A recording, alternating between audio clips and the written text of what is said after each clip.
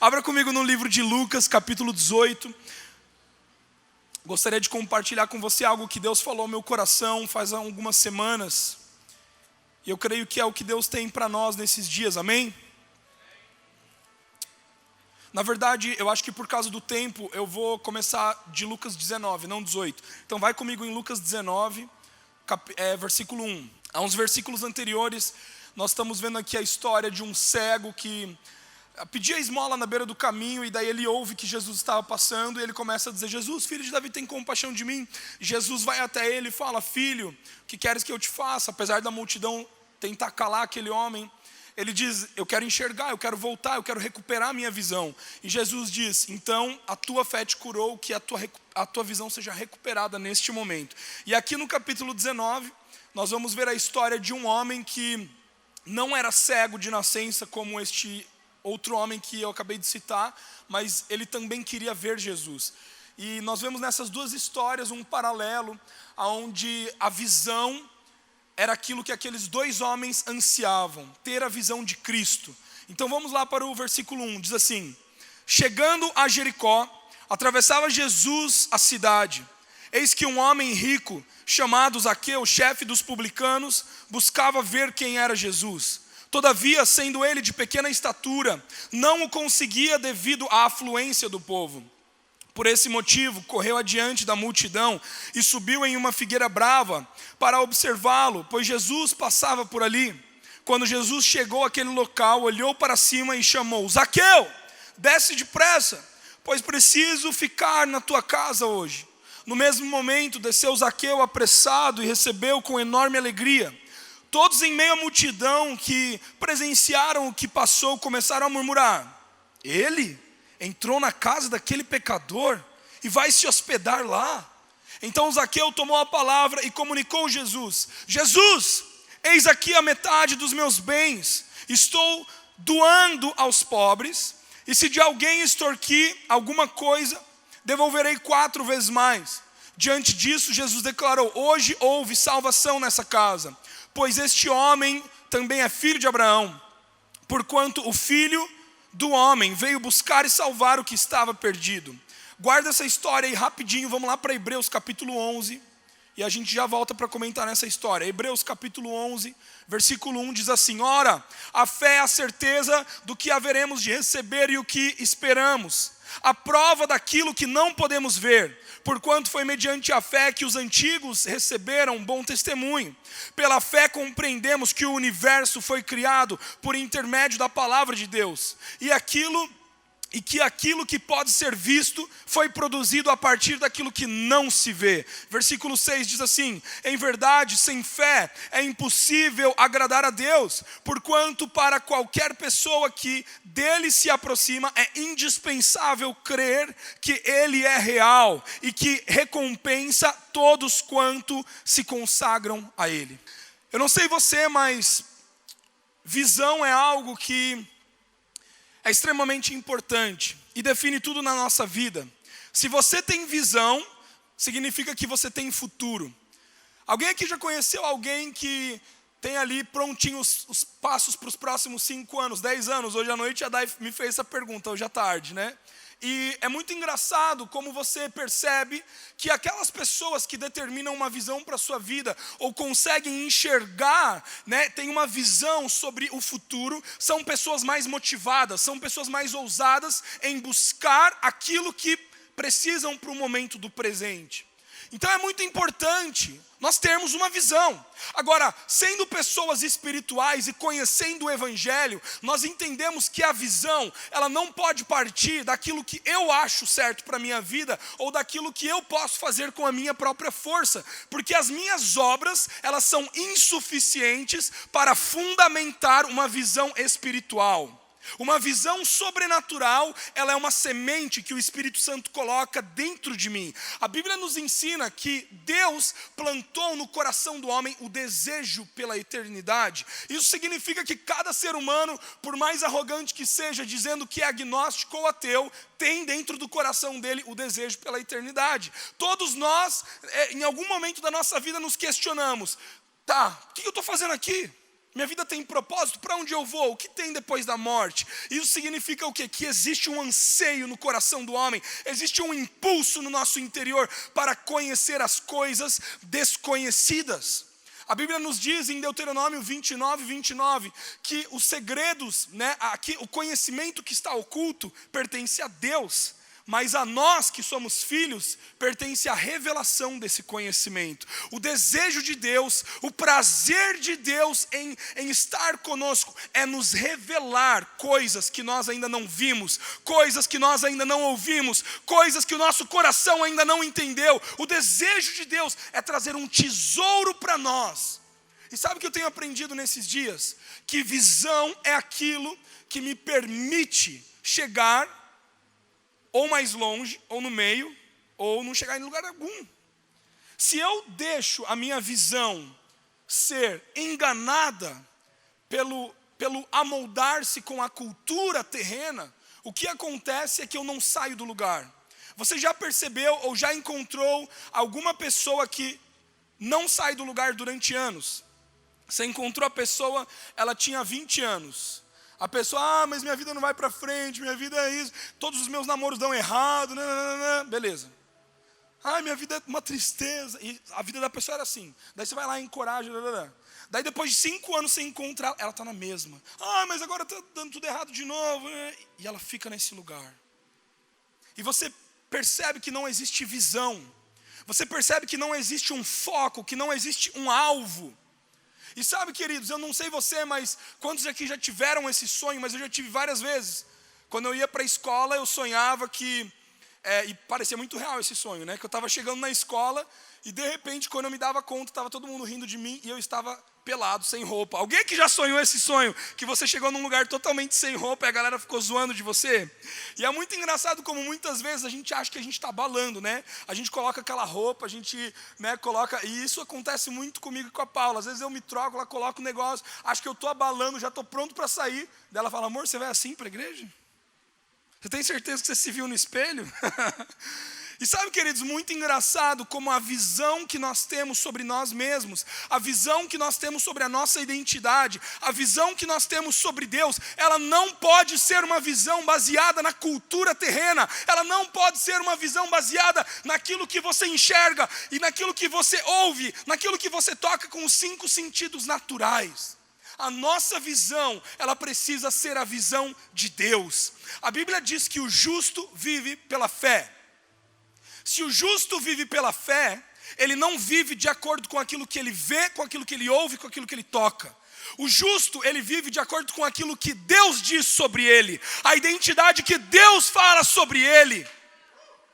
Então, a forma de eu me relacionar com as intempéries da vida, com os problemas, com as pessoas, não é de acordo com a visão que eu tenho das coisas de uma forma natural, mas é uma visão de acordo com as coisas espirituais. E aqui nós vemos a história de Zaqueu, em Lucas capítulo 19. Zaqueu, então, ele ouve falar sobre Jesus, como vocês sabem, Zaqueu, ele era um publicano, como a palavra nos ensina. Para quem não sabe, um publicano naquela época, era um judeu, e naquela época o Império Romano, ele governava sobre o povo judeu, sobre o povo de Deus. Então o Império Romano, eles pediam o quê? Impostos. E o que o Império de Roma fazia? Ele selecionava, digamos que essa igreja aqui, esse povo que está aqui hoje, seja o povo de Deus, povo judeu ali, E o Império Romano vem aqui e escolhe 10 pessoas entre vocês para serem os publicanos, que seriam o quê? Coletores de impostos. Ou seja, o próprio povo judeu era escolhido, algumas pessoas selecionadas, para cobrar os próprios moradores daquele povo. Agora, o que acontecia? Você não está entendendo o que acontecia? O publicano recebia um salário de Roma, digamos assim, que eu sou um publicano, então eu recebo R$100. E Roma diz assim para mim, Gabriel, eu quero que você colete R$10 de imposto de cada cidadão ali. Beleza, tranquilo. Só que daí o que acontecia? O publicano, que já recebia o seu salário de R$100, ele chegava aqui e falava assim, daí perguntava, quanto que é o imposto? É 15. Para você, quanto que é? É 20. E ele dava 10 para Roma. Para onde iam os outros 5? Para onde iam os outros 10? Para o bolso dele. Os coletores de impostos eram odiados pela população, porque eram pessoas do próprio povo que extorquiam dinheiro do próprio povo, que roubavam o próprio povo, que eram injustos com o próprio povo. E os publicanos, eles eram odiados pelas pessoas. Eu brinco que se batesse um lava-jato ali, Zaqueu era o primeiro a cair. Porque ele era o chefe dos publicanos, ele não era apenas um publicano, ele estava ali comandando a gangue. E é muito engraçado porque Zaqueu não era uma pessoa querida pelas pessoas.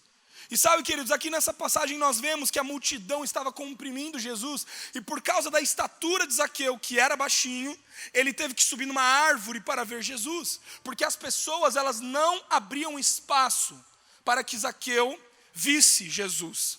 Deixa eu te falar uma coisa, a estatura na Bíblia fala sobre maturidade espiritual, maturidade cristã. E sabe por que muitas pessoas aí fora que não conhecem a Jesus não conseguem enxergar Jesus na igreja? Porque ao chegar à igreja, as pessoas se acham mais superiores. E pela sua estatura talvez maior, acabam impedindo a visão dessas pessoas. Assim como no cego, ali no capítulo 18. A multidão gritava, cala a boca, e ele gritando lá, Jesus, filho de Davi. E a multidão tentando repudiar ele. Sabia que nós muitas vezes somos os maiores causadores de julgamento e condenação, para que as pessoas não vejam Jesus? Porque nós nos achamos mais dignos de ver Jesus. Porque nós nos achamos mais bem preparados para ver Jesus. Mas o que Zaqueu faz? Zaqueu está determinado a enxergar, a mudar a sua visão. Zaqueu está determinado em conseguir colocar os seus olhos no autor e no consumador da fé. E Zaqueu então sobe numa árvore e fica lá pronto para ver Jesus. E quando Jesus está passando no meio da multidão, é muito interessante isso.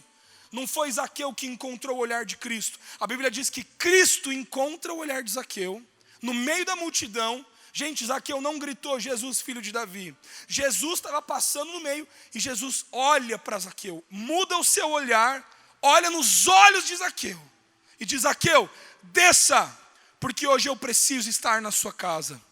Em outras traduções, que eu gosto muito, diz, Zaqueu, desça, porque eu necessito estar na sua casa hoje.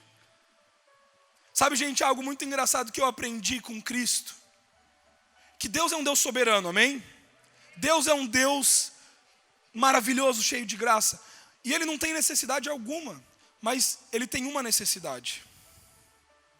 Jesus tem uma necessidade: estar com você, encontrar você, se hospedar na sua casa.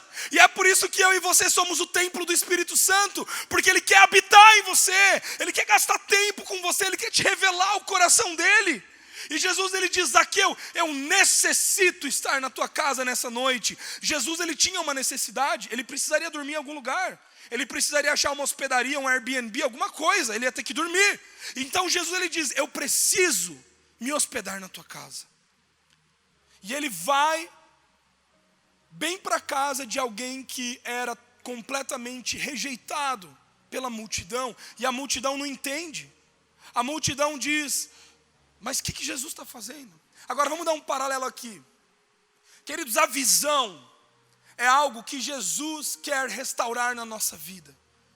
Deus, Ele quer nos dar visão, para quê? Para que o reino seja expandido, para que eu não me contente apenas com a minha salvação, mas para que eu possa estender o reino de Deus, para que eu seja um canal do reino de Deus para as pessoas, para o mundo, para que eu desfrute de delícias, para que eu desfrute de um churrasco, ao invés de ficar comendo papinha. Sabe, existem muitos cristãos que ouvem sobre a graça, que recebem da graça e se contentam apenas com a salvação. Queridos, a graça sim, ela é uma graça salvadora, mas a graça também é uma graça santificadora, é uma graça que transforma, é uma graça que renova, e tudo aquilo que você faz é porque você vê o seu Pai fazer. Todas as suas atitudes, elas são um reflexo do seu Pai Celestial. As suas palavras são um reflexo das palavras do seu Pai Celestial. Esses dias eu estava pregando lá na igreja e eu vi a Alice assim, ó. de 4 anos, de 3 anos e meio, assim prestando atenção. Daí eu falei, achei estranho. Daí um outro dia, de novo assim, eu estava pregando e ela prestando atenção. Eu falei, nossa, mas a Alice não fica assim. Daí passou uma semana, fui de novo lá na igreja, eu e a Paula, a gente estava dando um aviso, de repente a Alice chega e fala, papai, eu quero falar, quero dar um recado. Daí ela chegou e falou assim, eu dei o microfone para ela, né? Falei, beleza, fala aí então. Daí ela pegou e falou, só quero dizer que meu aniversário é em agosto, eu vou fazer 4 anos. E saiu. E eu deixei ela falar aquilo, eu achei o máximo, assim, eu fiquei, nossa, eu não acredito, pegou o microfone já para falar. Daí beleza, daí no dia seguinte, no sábado de manhã a gente tinha grupo pequeno, e a gente estava liderando ali o grupo pequeno com alguns casais, e daí chega a Alice, e ela de novo me vendo pregar, daí ela falou assim, papai, eu quero falar também. Daí ela pegou, eu falei, dei a palavra para ela, né? Daí ela falou assim, ó, só quero dizer que Jesus ama muito vocês. Só falou isso. Daí, nossa, meu, aquilo ali eu já fiquei, Tiago, assim, ó, meu, não acredito. Nossa, que coisa, né? Daí de tarde, né, eu estava só com ela ali. Cheguei e falei assim, Alice, gostei muito do que você fez, viu? Muito legal ali, você pregando, pegando a palavra. Deixa eu falar uma coisa, você não quer que o papai te ensine uns truques não de pregação? Eu posso te ensinar comunicação, posso te ensinar a pregar, posso te ensinar umas coisas que você não sabe de Jesus. Você quer aprender com o papai? Daí ela ficou pensando assim, daí eu continuei, né? Vamos lá, eu te faço um intensivo com você, eu te ensino. Daí ela virou e falou assim, mas papai, eu já sei pregar. Mandou essa para mim, mas eu já sei pregar. Eu, não acredito que ela falou isso. Daí eu, não, Alice, mas tentando ainda. Mas Alice, eu te ensino, tem coisa que você não sabe. Daí ela parou assim, pensou e falou assim, papai, a única coisa que eu não sei ainda é da estrela, da mortal de estrela, alguma coisa assim, me ensina isso. Mas pregar eu já sei, como quem diz assim, eu já tenho essa habilidade, eu já conheço a Jesus, eu não preciso que você me ensine. E sabe, queridos, aquilo mexeu tanto com o meu coração, aquilo falou tanto comigo, sabe por quê? Porque o filho, ele não precisa aprender de um pai que fala, mas não faz. Porque você já esteve com uma pessoa em que ela fica te falando, mas ela não faz aquilo que ela fala. Ela te fala para fazer uma coisa, mas ela mesma não consegue cumprir com aquilo que ela está falando. Agora, o nosso Pai Celestial, Ele fala, mas as ações dEle, as palavras dEle, o jeito dEle, o carinho dEle, o amor dEle, nos motivam a replicar o seu comportamento. E é impressionante como quando você está com o Pai Celestial, você vai acabar se comportando como Ele. Quando você conhece Cristo, a graça se torna muito simples. Por quê? Porque a graça, ela te impulsiona a viver uma vida de santidade. A graça te impulsiona a viver uma vida de pureza. A graça te impulsiona a viver uma vida de plenitude. Você não precisa se forçar. Você não precisa colocar uma máscara e colocar uma roupagem. Ah não, agora eu vou colocar roupagem de crente. Não, porque é algo natural. A transformação acontece de forma natural e genuína. Quem aqui gosta de pessoa falsa? Nossa, ô amiga, como teu cabelo tá bonito, hein? Daí ela sai, nossa, você viu o cabelo dela? Coisa feia, parece uma vassoura. Quem aqui gosta de pessoas assim? E o pior é que você sabe que a pessoa está sendo assim, é ou não é? Quando você dá um oi para uma pessoa que é falsa, e ela está sorrindo, falando, nossa, que legal. Você sabe que ela está sendo falsa com você. Porque no fundo a gente sabe. Agora, sabe, queridos, o que o Brasil precisa? O Brasil está cansado de uma igreja que é perfeita. Uma igreja que você olha e fala, nossa, um monte de Ken e Barbie ali. Nossa, um monte de... sei lá, um monte de... é uma perfeição. A pessoa entra na igreja, ela acha as pessoas tão perfeitas que ela fala assim, nossa, meu, não tem lugar para mim aqui. Sabe, nós precisamos ser um povo vulnerável, que não tem medo de mostrar a sua vulnerabilidade, que não tem medo de mostrar os seus defeitos, que não tem medo de mostrar os seus erros, que não tem medo de mostrar aquilo que está aqui dentro, porque quando você é honesto sobre quem você é, Ele vai cumprir em você aquilo que você não consegue cumprir. Já não é mais sobre você, já não é mais sobre se você consegue ou não consegue, é sobre aquilo que Ele venceu na cruz do Calvário por você. E isso muda tudo. E gente, Zaqueu entendeu isso. Eu não sei o que aconteceu na mesa, mas algo aconteceu no momento de mesa, em que Zaqueu se sentou com Jesus. Zaqueu leva Jesus para sua casa, e ele se senta com Jesus. E a Bíblia não nos traz esse relato, a Bíblia não nos conta o que de fato foi falado por Jesus e por Zaqueu.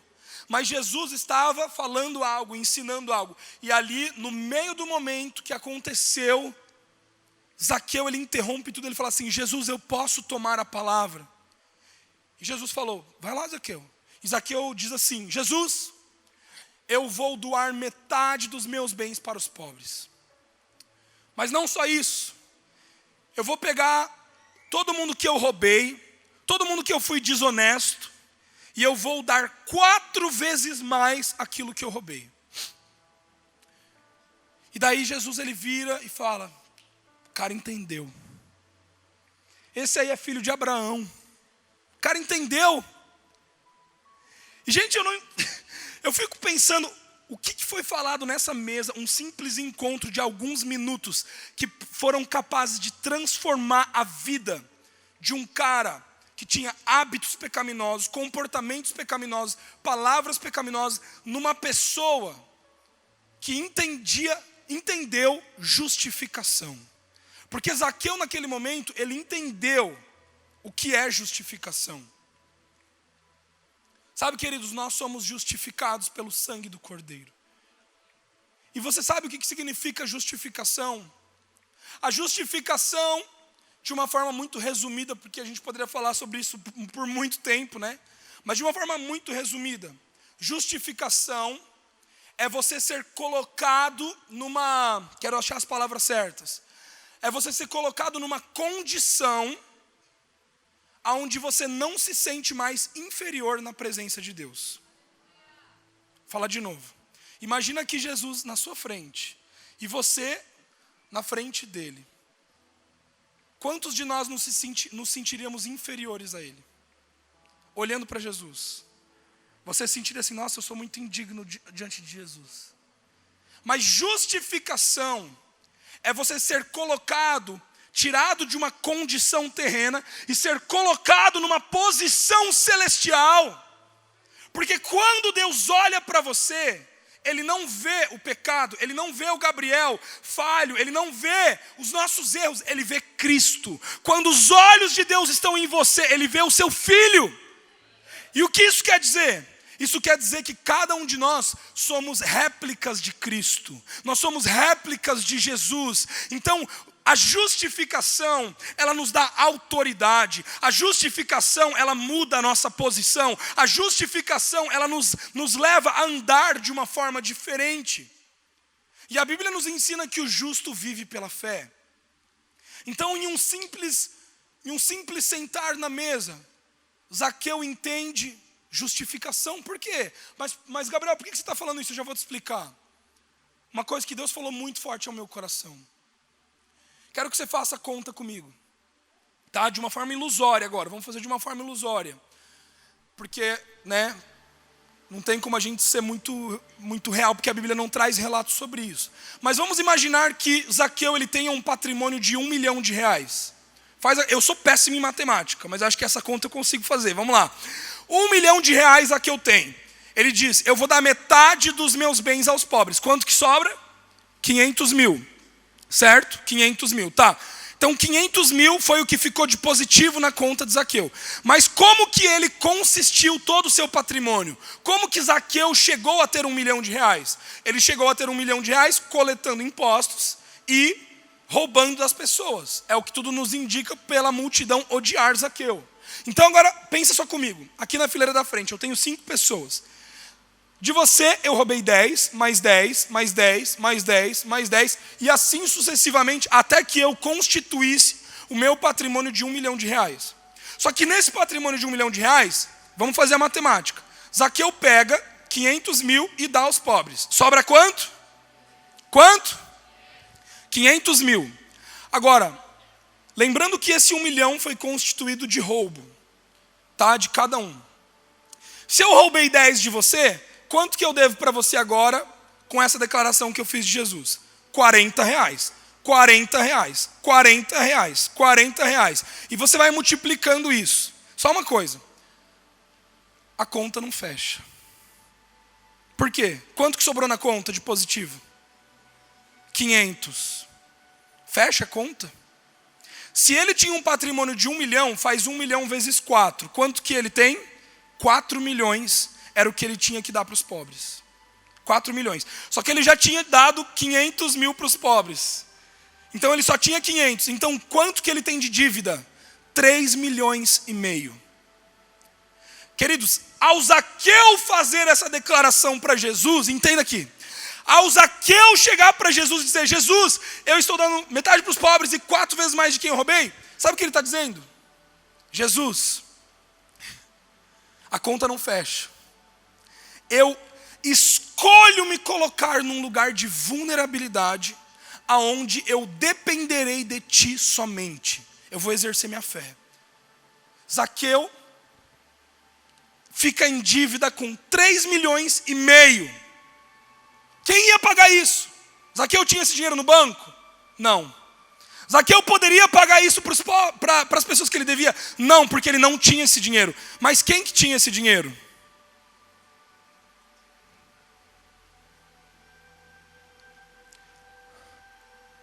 Deixa eu te falar uma coisa. A sua generosidade, o seu dar, não tem a ver com aquilo que você tem. Você nunca dá daquilo que você tem. Você dá daquilo que ele tem. Nós podemos ser generosos porque ele foi generoso. Então como que nós damos dízimos e ofertas? Você não dá baseado naquilo que você tem. Você dá baseado naquilo que ele tem. E muitas vezes a conta não fecha. Como que você dá amor para as pessoas quando você está passando depressão na sua vida? É possível. Porque ele é amor, ele tem amor. E você pode dar daquilo que você não tem, porque ele tem. Era isso que Zaqueu estava fazendo. Zaqueu, ao fazer essa declaração para Jesus, ele estava dizendo assim: Jesus, eu te conheci, você é maravilhoso, mas eu entendo que eu preciso viver pela fé. Eu preciso me colocar num lugar de vulnerabilidade onde eu sei que apenas a dependência de ti é o que vai fazer com que eu continue caminhando nessa visão. Sabe, queridos, qual é o problema de muitos de nós hoje na igreja? É que nós aceitamos Jesus Cristo, nós amamos receber esse evangelho maravilhoso, que paga por tudo, que nos compra, que nos ama, que nos abraça, que não nos julga. Só que muitas vezes nós nos contentamos em viver uma vida medíocre, tendo uma graça maravilhosa. E o exemplo que eu dou para isso é como se eu fosse levar minha filha no Beto Carreiro. Pensa comigo, eu vou levar a Alice no Beto Carreiro. Chego e falo assim: Alice, eu vou comprar aqui para você um ticket do Beto Carreiro, R$85 na promoção. É isso, né? Vamos lá pro Beto Carreiro. E a Alice vai lá comigo, chega o dia, ela fica muito feliz. Mas naquela semana mesmo, ela tocou o terror em casa. Espalhou cream cheese pela casa inteira, no tapete, na parede, nela mesma. Zoou, riscou, fez cocô no chão, xixi, essas coisas acontecem, viu, pessoal?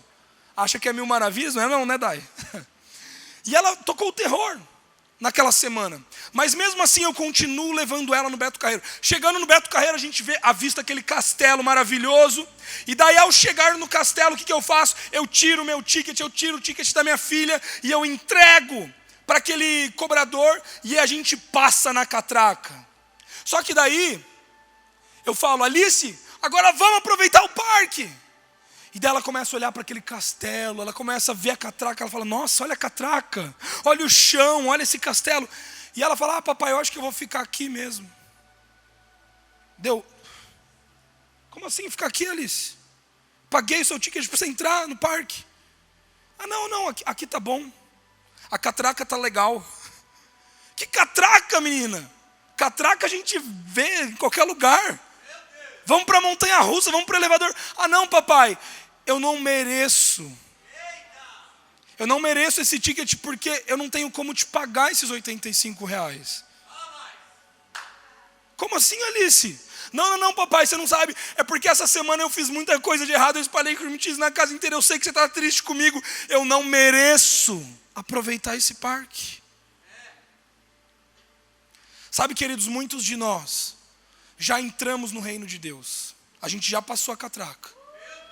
A gente já entrou no reino de Deus porque a gente entende que a salvação, ela é pela graça através da fé, no simples confessar de Cristo. Você já está dentro. nada tira o teu lugar. Romanos 8, nada nos separará do amor de Cristo. Beleza, fechou, eu estou aqui. Só que muitos de nós nos contentamos com uma vida medíocre em Cristo. A gente se contenta com a catraca. A gente se contenta com a entrada. Você quer ficar ali na entrada, quando tem uma montanha russa da majestade de Deus, um elevador da santidade, da pureza de Deus, para você aproveitar. Existe um caminho, existem delícias, existem segredos, existem coisas que você desconhece, mas a sua visão é muito limitada, porque você olha a catraca e você se vê impossibilitado de sair desse lugar, porque você se sente menos merecedor. Então, queridos, você não entende o que é justificação. Não foi por merecimento seu que você entrou no Beto Carreiro. Não foi porque você tinha R$85 para pagar que você entrou no Beto Carreiro. Não foi porque você foi um bom filho durante a semana inteira e fez tudo certo dentro de casa que você mereceu. Foi porque o seu pai é um bom pai. Porque ele te ama, porque ele te escolheu quando você ainda era substância informe no ventre da sua mãe. Não tem explicação para o amor de Deus. Não tem explicação para aquilo que Ele quer nos mostrar. Entenda uma coisa, a visão espiritual que Deus tem para você é uma visão mais ampla do que você acha que ela é. Sabe, tudo aquilo que você acha que você já conhece sobre Deus é muito mais. Multiplica por 100. Queridos, Deus está engravidando essa geração, pastor Tiago, pastor Adai. Deus está nos engravidando com uma visão espiritual que nós ainda não sabemos. Existe uma semente espiritual dentro de cada um de vocês, uma semente imperecível que foi colocada por Cristo Jesus. Agora, nós precisamos abrir a nossa visão, os olhos do nosso entendimento precisam ser abertos, porque quando Jesus veio à terra, Ele mesmo dizia: vocês têm olhos, mas vocês não conseguem enxergar, vocês têm ouvidos, mas vocês não conseguem ouvir, o coração de vocês está petrificado. Por quê? Por causa da incredulidade, porque vocês preferiram a honra dos homens do que a minha honra. Sabe, queridos, quantas vezes nós nos preocupamos mais em viver uma vida confortável do que viver uma vida por fé? Deixa eu te falar uma coisa. Você pode escolher viver de duas formas. A vida sempre vai te proporcionar situações e circunstâncias aonde você vai chegar ao talo da cenoura. Quantos aqui já ralaram cenoura? Você fica ralando lá, tem uma hora que, pegou o dedo, porque chegou no talo. Eu nunca tinha ralado uma cenoura, casei, daí começou a ralar cenoura. Tive filho, daí foi 3 cenouras por dia. Batata e tudo mais. A questão é, você pode escolher viver de duas formas a sua vida de fé, a sua vida como justificado. Você pode escolher que a vida ela sempre vai te proporcionar impossibilidades. Alguém aqui escolhe ter um câncer? Alguém aqui diz assim: segunda-feira, acho que eu quero um câncer. Acho que eu vou lá no hospital contrair um câncer. Acordei hoje, nossa, acordei tão bem hoje, né? Mas acho que eu vou lá pegar uma síndrome do pânico. Acordei tão bem hoje, está tudo tão certo na minha vida. Eu acho que eu vou lá e eu vou torrar todo o meu dinheiro e aquilo que eu não tenho só para ficar em dívida. Vamos ver o que dá. Alguém aqui faz isso? A vida, por si só, já proporciona situações de tempestade.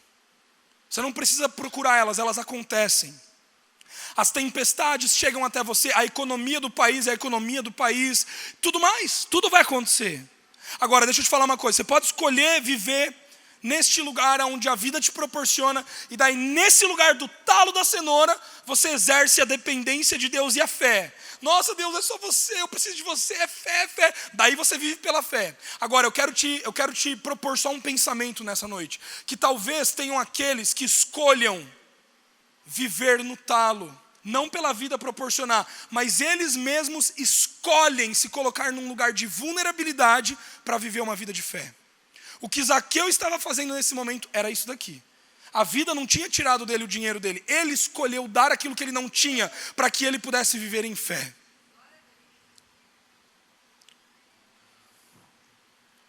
Quando você escolhe ser aquilo que você já é, mas você não sabe, isso é viver em fé. Quando você está se sentindo desanimado, mas você chega e você dá ânimo para as pessoas, isso é o quê? Viver em fé.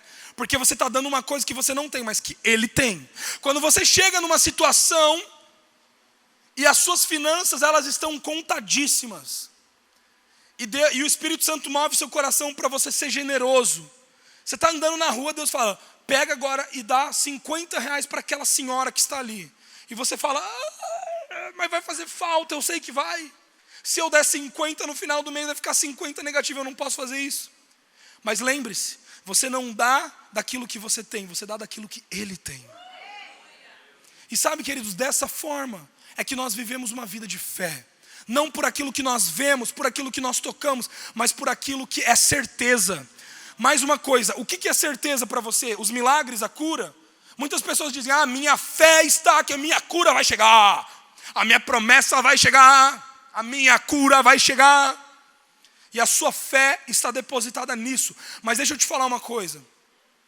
Não deposite a sua fé na promessa, porque a promessa é insuficiente para sustentar a tua fé no meio de intempéries. Deposite a tua fé no propósito, porque o propósito vai te levar para o alvo. Se você deposita a sua fé na promessa, deixa eu te perguntar uma coisa, e se a promessa não acontece? E se a cura não acontece, a culpa é de Deus? E se o dinheiro que você está esperando não vem, a culpa é de Deus? Deixa eu te falar uma coisa, querido, se você não sabia. As promessas de Deus para nós, elas são geracionais. Muitas promessas nunca vão se cumprir em você. Sonhos que você recebeu, palavras que você recebeu, elas são geracionais. A Bíblia nos diz isso em Hebreus 11, depois você lê. Fala sobre todos os homens do Antigo Testamento da fé. Abraão não viu a sua promessa se cumprir. Porque a promessa não era Isaac. Isaac era apenas um canal da promessa. Qual que era a promessa de Abraão? A promessa de Abraão era a descendência, eram as nações, pai de nações. Olhe para o céu, olhe para as estrelas, olhe para o chão da terra, olhe para a areia. Essa é a tua promessa. Abraão viu a promessa se cumprir? Não viu. Mas isso se cumpriu na sua descendência, nos seus filhos. E queridos, a nossa fé não pode estar baseada no milagre. A nossa fé não pode estar baseada na cura. A nossa fé não pode estar baseada no dinheiro. A nossa fé tem que estar baseada no autor da cura, no autor do milagre, naquele que pode trazer a provisão para você. Ele é a certeza. Ele é o que nós esperamos. A certeza do que nós esperamos é Cristo. A esperança da glória. Nós esperamos por Cristo. Pelo que você espera? Pastor, estou esperando pelo meu milagre. O dia que o meu marido entrar por essa porta, olha, tem anjos nesse lugar. O dia que ele entrar, o céu desceu, a terra tremeu. Quantos aqui que não tem essa expectativa? Sabe, queridos, muitas vezes a gente pinta um quadro de um cenário que deve acontecer. Mas quantos aqui sabem que não deve ser da nossa forma, mas da forma de Deus? E muitas vezes a forma de Deus não tem sentido algum. Por quê? Porque a lógica natural não tem a ver com a lógica espiritual. Creio que nessa noite é uma noite onde Deus ele está trazendo visão para você. Deus ele está ampliando a tua visão espiritual. Deus está fazendo você enxergar mais além do que você enxergava. Deus está trazendo um depósito de fé, de novidade de vida para você. E a última coisa que eu quero te falar nessa noite é o seguinte. Se Deus nos engravida de visões espirituais, de sementes espirituais, significa que essa gravidez, ela leva um tempo. Essa gravidez, ela precisa ser gerada com cuidado. Essa gravidez, ela não é de uma hora para outra. Queridos, estar grávido de uma visão espiritual fala sobre você gerar algo que o próprio Espírito de Deus plantou dentro de você. Que exemplo que nós temos para isso? Maria, mãe de Jesus. Maria, mãe de Jesus, o anjo chegou e falou, você vai estar grávida do Espírito Santo. Eu não sei se você sabia, mas a cultura daquela época era muito mais puritana do que agora. Era uma cultura com muito mais tabus do que agora. Você imagina uma jovem entre 15 e 18 anos chegar para o seu pai, se minha filha chegasse e falasse para mim, pai, eu estou grávida. É do seu noivo, Alice? É isso mesmo? Daí ela fala, não, do Espírito. Tá tirando com a minha cara, menina? Você acha que eu sou trouxa? Grávida do Espírito? A Bíblia não nos relata, mas não menciona também que Maria contou para os seus pais.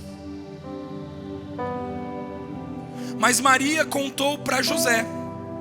E José, a Bíblia nos conta lá em Mateus capítulo 1, não me lembro agora exatamente o versículo, acho que do 25 ao 30, alguma coisa, que José, ele pensou e ele falou assim: ó, Maria, vamos acabar o noivado.